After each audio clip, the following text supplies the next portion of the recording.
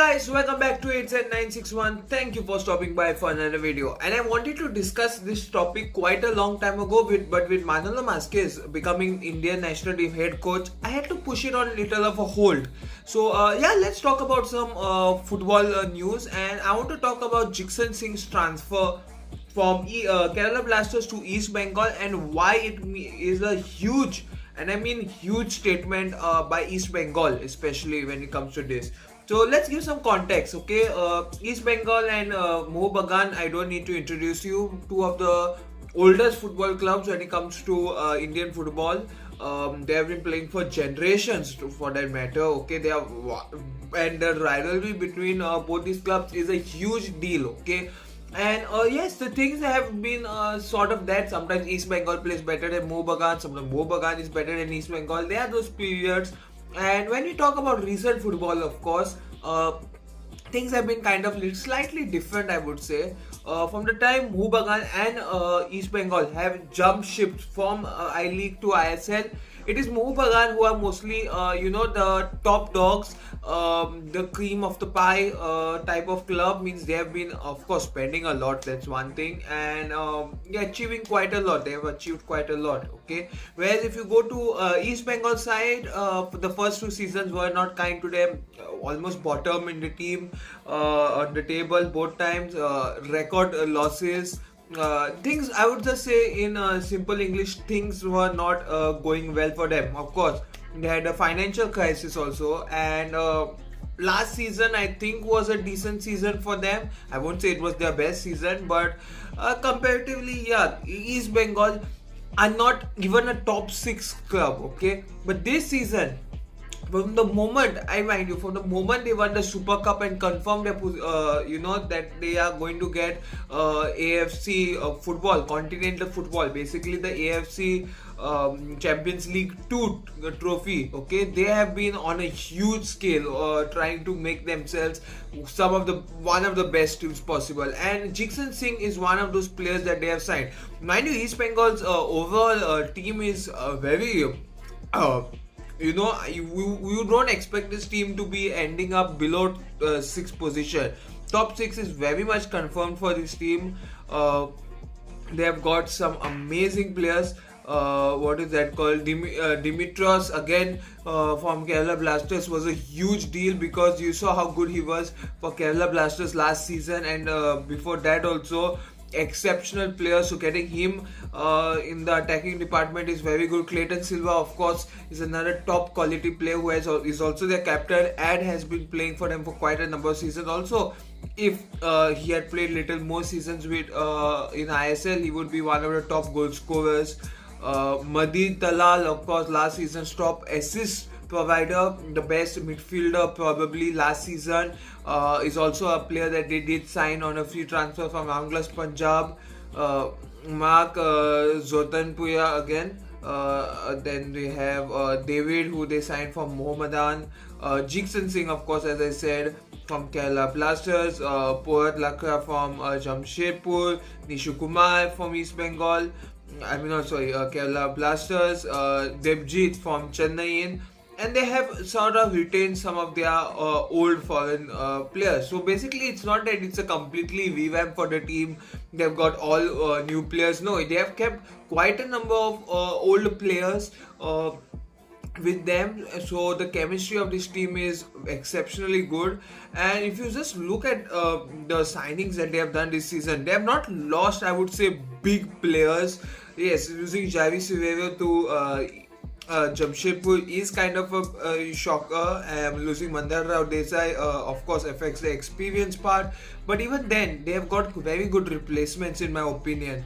And as far as I know, Jigsan Singh is one of the biggest names because he was going to be with Kerala Blasters. His contract was not getting over with Kerala Blasters. And Jigsan, just to give you some context, he's one of the best midfielders, Indian midfielders, defensive midfielders. I think he and Apuya go hand in hand, you could say. bar for bar. Both of them exceptional players, and yeah, both of them are like some of the, you could say, the best Indian midfielders that you can have, okay, in ISL. And the minute Mohun Bagan this season purchased Apuya from Mumbai City after paying a transfer fee of 1.6 crores, it's assumed to be around 1.6 crores, paying the release cost and signing Apuya, East Bengal were, they were like, we are not going to stay out of this party, even we are going to pay. And they've literally paid about double the amount of money. It is not confirmed yet how much the transfer fee is. It will take some time. Rumors circulated from around 2.5 to about 4 crores the transfer fee. Most reliably it is 3.2 crores. So basically double the cost that Apuya had was paid for Jigsaw Singh, which 3.2 crores is a huge transfer. I think it's the biggest transfer fee paid for any Indian player or any player in ISL history. 3.2 crores, because no way Kerala Blasters were going to allow Jigsaw to leave on a free transfer. No way Kerala Blasters were going to allow Jigsaw to leave even for 2 or 2.5 crores. So East Bengal have taken a huge financial risk. That is one thing I would say with Jigsaw. But knowing how Jigsaw is a player, how good he is, I really don't think Jigsaw will play horribly. Of course, there will be a lot of pressure on him when you are considered now the highest paid Indian player in ISL. There will be a lot of pressure. Plus the fact is he's 23 years of age and his contract is till 2028. So basically a 4-year deal.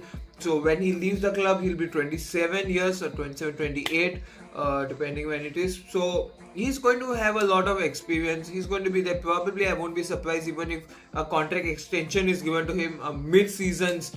Not this season, of course, but probably next season. He is the Indian national team player. So, and yes, he is a big signing when they have done. So basically, I just feel like both the Bengal clubs are going versus each other, because let's be honest, apart from these clubs, let's look at the other clubs. Chennai have mostly signed Indian ISL experienced players and other players who they had already in mind for signing. Not some big names. Mumbai City, of course, have been doing some big names, but comparatively, I think Brendan Fernandes, John Terral are good signings. Okay, like of course, taking from FC Goa is a very important thing to be done.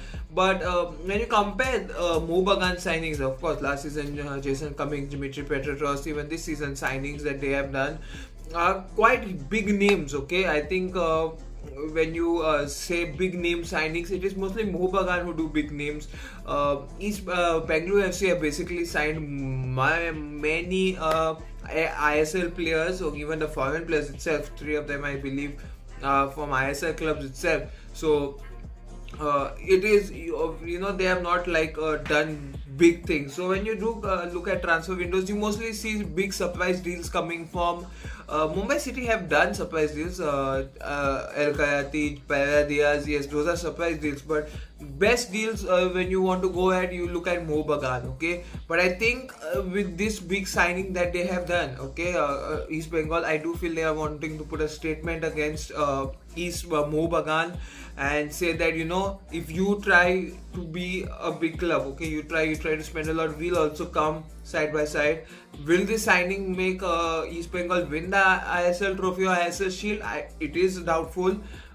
They could of course fight for the Durand Cup if they are putting their main squad. They can of course punch their weights in the Super Cup again and try to get another AFC Champions League 2 place again in the playoffs, which is very important. I think there also they can fight and try and get into the group stage. If they do lose, it's no big issues. They go to the AFC Challenge Cup, which again is still a tournament, and of course it can be a good thing if they win it. They can really go through, because their teams are slightly more weaker, and with such a good squad, I think they should be able to literally win. Okay, but I hope so the best. But I just want to say that Jigsaw Singh going for such a huge transfer fee is a big thing, first of all, and speaks volumes of how Indian football could eventually change. I'm happy that it's I'm not happy that it's such a huge transfer fee, but I'm happy that transfer fees are going to be paid maybe more commonly now, because all clubs will want to do. See, I think